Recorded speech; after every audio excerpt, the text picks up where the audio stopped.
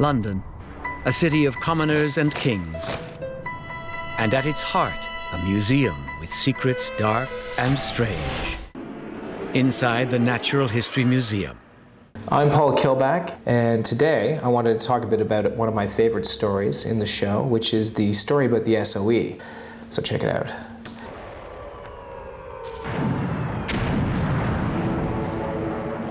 With the fall of France in 1940, the Allies were driven out of continental Europe by the Nazis.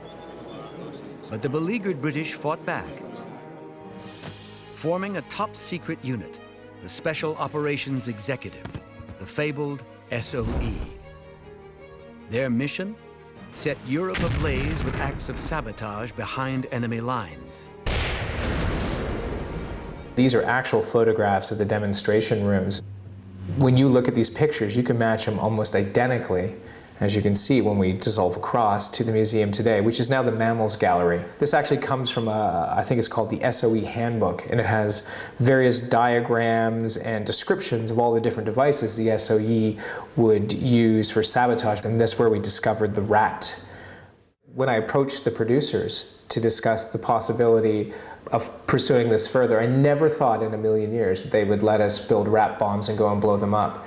But I was wrong. We went about commissioning a demolitions expert in England, Sidney Alford, to do this experiment for us. Once he had his rat bomb created, we decided that we were going to do an experiment, make sure that this actually could work in a real environment. The concept behind them is these rats would be left around trains, and the idea that stokers would throw them in the boilers and blow up the trains inadvertently. Needless to say, the experiment worked.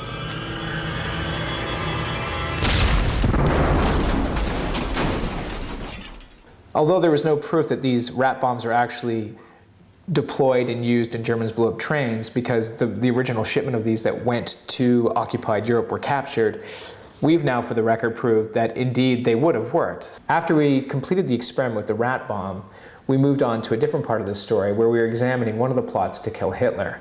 And this was a bomb that was hidden inside bottles of Contra. This bomb was put on the plane, but it didn't go off. So we embarked on doing an experiment to see if this bomb had gone off, what kind of damage would it have done to the plane. We obviously couldn't get a plane, but what we did get is an old van which stands in as a plane.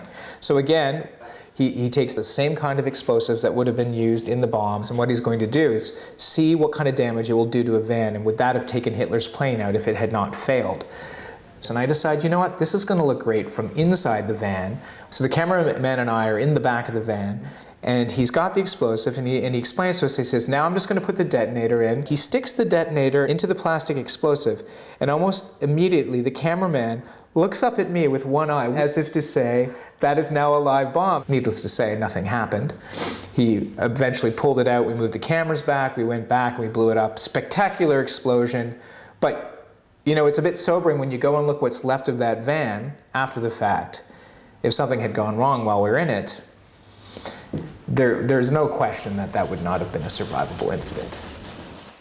I wanted to take the viewer on this journey with us. You know, it's not formally shot on tripod. Most of it's handheld. We're moving with them, and I think it gives it an energy and an immediacy that works for the scene. You know, from these innocuous rooms or little items, there's a huge impact on history and on our world that when you tie all the pieces together, becomes apparent.